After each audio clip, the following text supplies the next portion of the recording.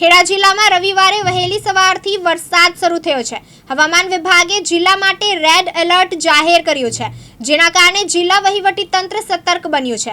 આકાશમાં કાળા ડિબાંગ વાદળો વચ્ચે કેટલાક વિસ્તારોમાં ધીમી ધારે તો અન્ય વિસ્તારોમાં મુસળધાર વરસાદ પડી રહ્યો છે। નડિયાદ, ખેડા, માતર, કઠલાલ, કપડવંજ અને મહેમદાવાદ સહિતના તાલુકાઓમાં વરસાદી માહોલ જામ્યો છે। રવિવાર હોવાથી મોટા ભાગના લોકો ઘરે આરામ કરી રહ્યા છે અને ગરમા ગરમ ભોજનનો આનંદ માણી રહ્યા છે।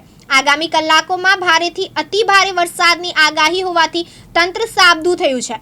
નડિયાદમાં માત્ર 2 કલાકમાં 2 ઇંચથી વધુ વરસાદ નોંધાયો છે। આ કારણે શહેરના અનેક ગરનાળાઓમાં પાણી ભરાઈ ગયા છે। નડિયાદના માઈ મંદિર ગરનાળા, શ્રેયસ ગરનાળા અને ખોડિયાર માતા ગરનાળામાં પાણી ભરાયા છે। છેલ્લા કેટલાક દિવસોથી અસહ્ય ગરમી અને ઉકળાટથી પરેશાન લોકોને વરસાદથી રાહત મળી છે। ખેડૂતોમાં પણ આનંદની લાગણી જોવા મળી રહી છે। તૃષાલ પંડ્યા, દિવ્યાંગ ન્યૂઝ, નડિયાદ, ખેડા।